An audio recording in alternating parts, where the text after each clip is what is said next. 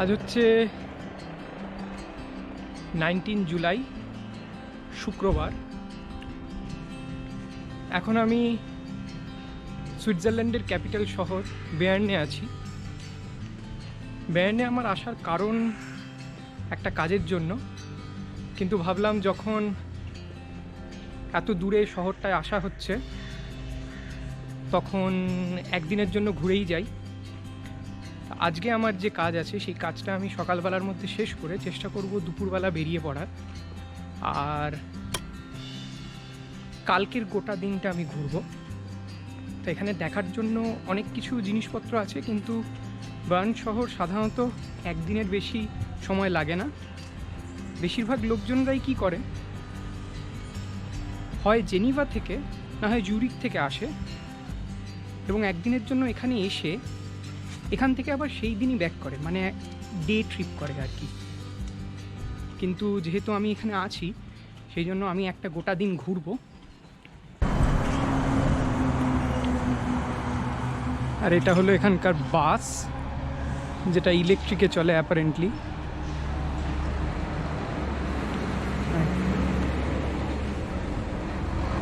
আর যেটা দেখলাম, এখানকার লোকজনরা ফ্রান্সের মতো নয়, অচেনা অজানা ব্যক্তিদের দেখলে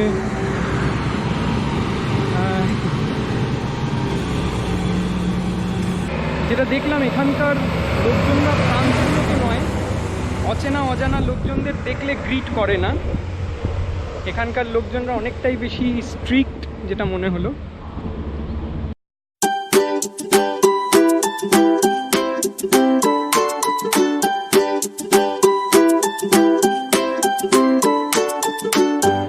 আমি একটা রেলওয়ে ব্রিজ এখন ক্রস করছি এবং আমার পেছন দিকে এইদিকে বার্নের মেন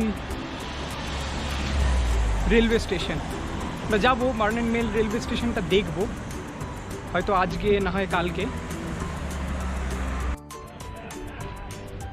যারা বার্ন বেড়াতে আসবে, শুধু বার্ন নয়, সুইজারল্যান্ডের যে কোনো জায়গায় একটা জিনিস মনে রাখা দরকার, যে এখানে জিনিসপত্রের দাম প্রচুর বেশি। যদি আমরা এশিয়ান কোনো কান্ট্রি থেকে আসি, আমাদের এক্সচেঞ্জ রেটও অনেক বেশি। তো সেই জন্য সবসময় চেষ্টা করা উচিত যে এমন কোনো হোস্টেলে থাকার যেখানে অ্যাটলিস্ট একটা লাঞ্চ অর একটা ব্রেকফাস্ট অর একটা ডিনার যে কোনো একটা কভার হবে। আর যদি তা না হয় তাহলে অবশ্যই চেষ্টা করা উচিত যে কোনো এয়ারবিএনবিতে থাকার, যেখানে রান্নাবান্না করা যাবে, মানে নিজে রান্না করা যাবে। না হলে কিন্তু যদি 3 বেলা সুইজারল্যান্ডের কোনো শহরে খেতে হয় তাহলে ব্যাপারটা অনেক বেশি কস্টলি হয়ে যায়। যেটা যদি আমরা 3-4 দিনের ট্রিপ হয় তাহলে একটা আলাদা ব্যাপার, কিন্তু যদি একটা লম্বা ট্রিপ হয় 7-8 দিনের, যেখানে সুইজারল্যান্ডের সমস্ত সিটিগুলোকে কভার করতে হবে, তাহলে কিন্তু সেটা খুবই ডিফিকাল্ট হয়ে যায়।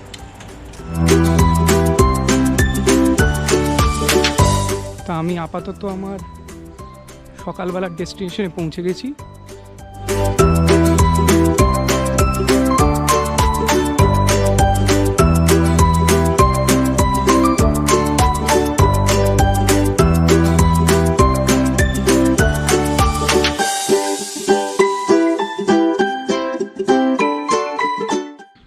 এখন আমি শহরে ঘোরার জন্য বেরিয়ে পড়েছি। যেরকম আগে যে জায়গাটা দেখালাম, COOP, এটা একটা মার্কেটিং চেন, সমস্ত রকম জিনিসপত্র পাওয়া যায়। সেখান থেকে আমি একটা স্যান্ডউইচ কিনলাম, 2টো কলা আর একটা এনার্জি বার। মোটামুটি এখানে সমস্ত জিনিসই খুব কস্টলি, এই জন্য আমি এই জিনিসগুলো কিনলাম। একটু কম দামে হয়ে গেল, 6.35 ফ্র্যাঙ্কে। খুব সুন্দর একটা চার্চ দেখতে পাচ্ছি সামনে। এই পুরো নেবারহুডটাই ইউনিভার্সিটি নেবারহুড এবং এখানে চিৎকার চেঁচামেচিটা অনেকটাই কম, লোকজনের পরিমাণও কম।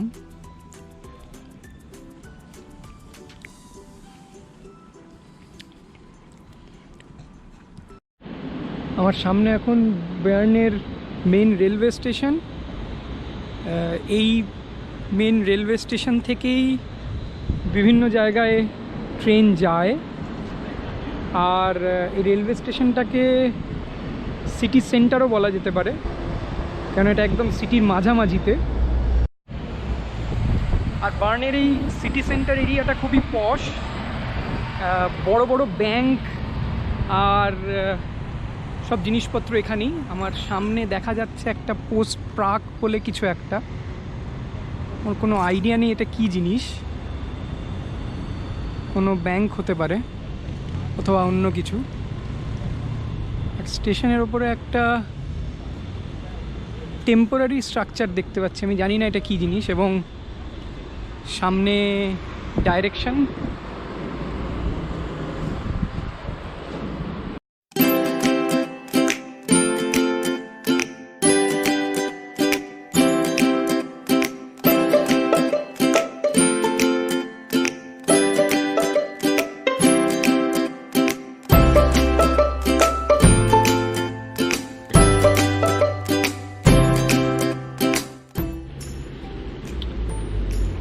বার্ন শহর ফাউন্টেনের জন্যও পরিচিত। এখানে প্রচুর ফাউন্টেন আছে এবং সেই ফাউন্টেনের জল খাওয়া যায়, মানে এই জলটা অ্যাকচুয়ালি ড্রিঙ্কিং ওয়াটার, লোকজন এখান থেকে জল ভরতেও পারে। তা সেই জন্য বার্ন সিটিতে অ্যাটলিস্ট জলের কোনো অসুবিধা হবে না, মানে জল কিনে খেতে হবে না।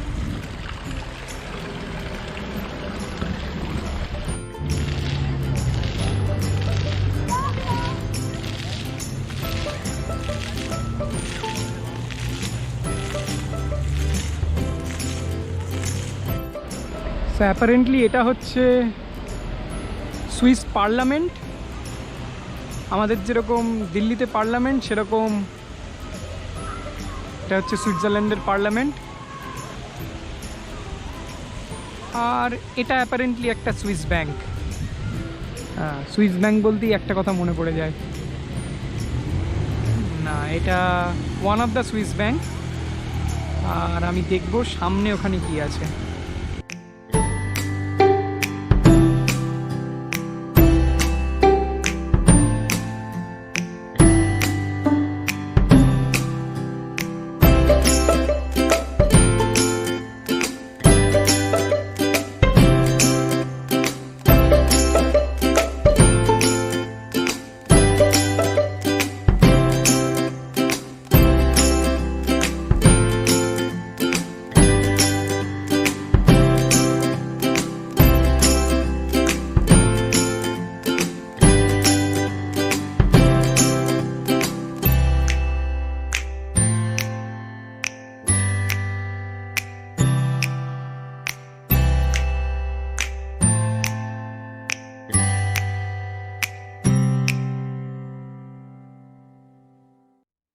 আমি এখন বার্নের ওল্ড টাউনে আছি।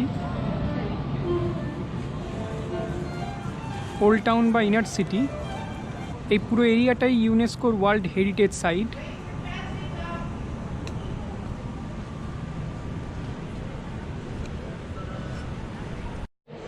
আর আমি এখন প্রবাবলি ওয়ার্ল্ডের লার্জেস্ট শেডেড শপ এরিয়ার মধ্যে দিয়ে হাঁটছি। আর এখানে বিভিন্ন রকম ব্র্যান্ডেড জিনিসপত্র দেখতে পাচ্ছি।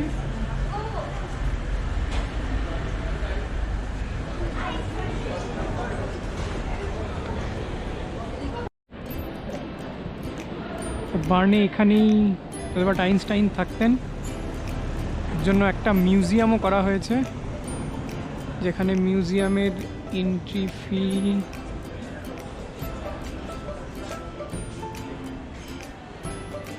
স্টুডেন্টের জন্য 4.5 ফ্র্যাঙ্ক, নর্মাল 6 ফ্র্যাঙ্ক।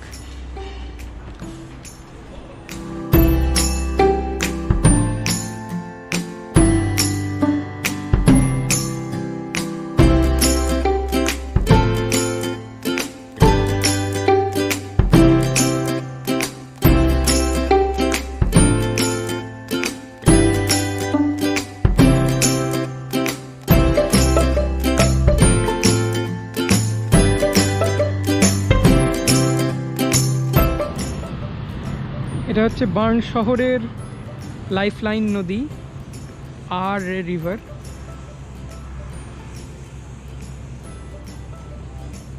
যথেষ্ট পরিষ্কার জল। আর এই আর রিভারে যে কেউ চাইলে নামতে পারে, স্নান করতে পারে। কিছু পার্টিকুলার জায়গা আছে, তার মানে এই নদীতে নামা একদম পারফেক্টলি লিগাল।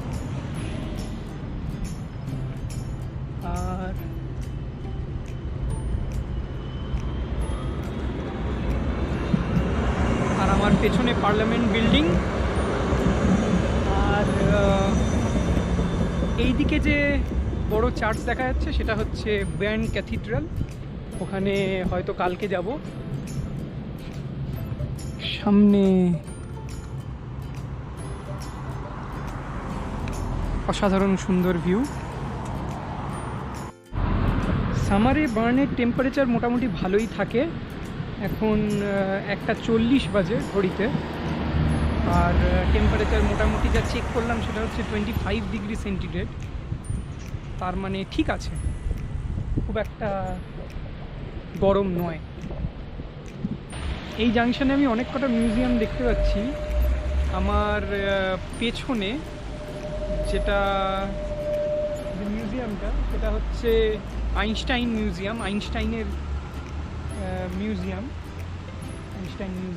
অনেক আইনস্টাইনের ছবি দেখতে পাচ্ছি।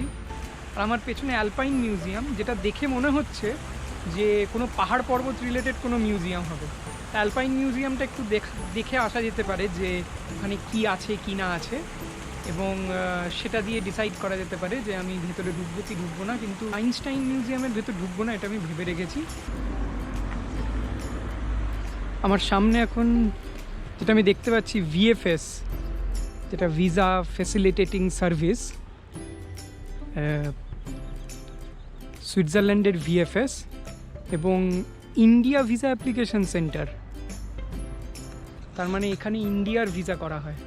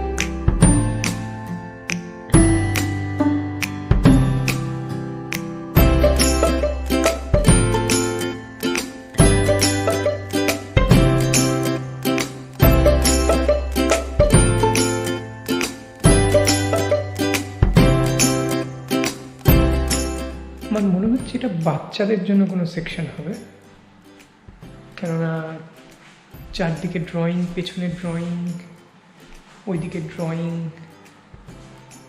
আর বসারও জায়গা দেখতে পাচ্ছি। মনে হচ্ছে এটা কোনো বাচ্চাদের জন্য কোনো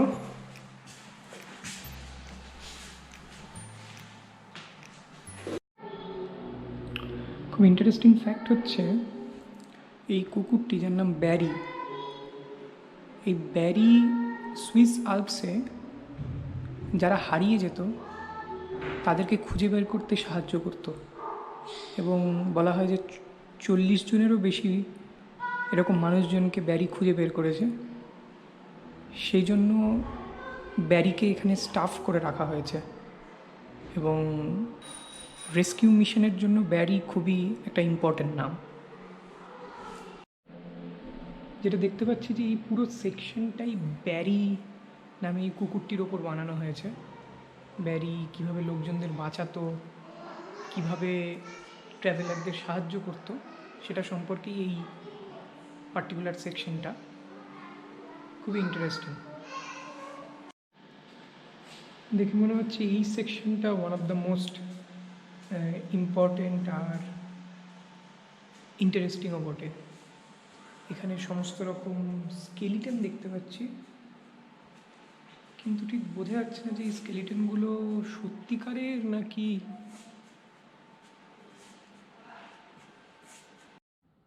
দেখে যা মনে হচ্ছে স্কেলিটনগুলো মনে হয় সত্যিকারেরই হবে। সামনের ওই বড় স্কেলিটনটা নয়, এটা দেখে একদমই আসল মনে হচ্ছে না, তবে হতেও পারে হয়তো হয়তো ঠিকঠাক করার জন্য এরা কিছু মেরামত করেছে।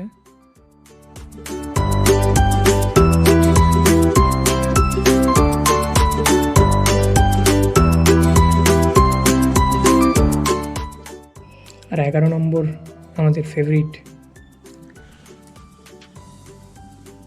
চিকেন।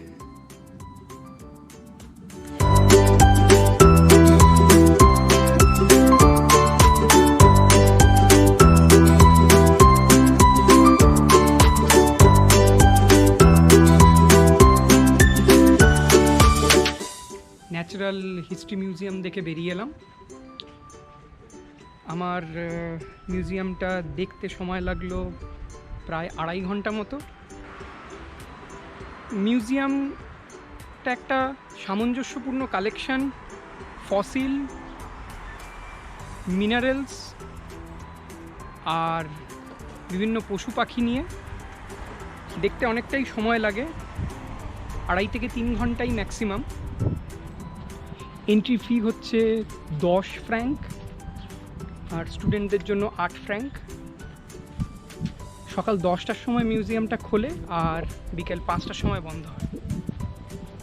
আর এই মিউজিয়ামটার দেখাশোনার দায়িত্বে মেইনলি কিছু সুইস বড়লোক মানুষরা আছে, যাদের অ্যানসেস্টাররা বড়লোক ছিল, তারাই টাকা পয়সা দেয় এবং এই মিউজিয়ামটার দেখাশোনা করে। এক কথায় মিউজিয়ামটা দেখার মতো। যদি কেউ বার্নে আসে এবং মিউজিয়াম যদি তার পছন্দ হয়, তাহলে অবশ্যই ন্যাচারাল হিস্ট্রি মিউজিয়াম একটা ইম্পর্ট্যান্ট ডেস্টিনেশন। আমি এখন যাব রোসেন গার্ডেন।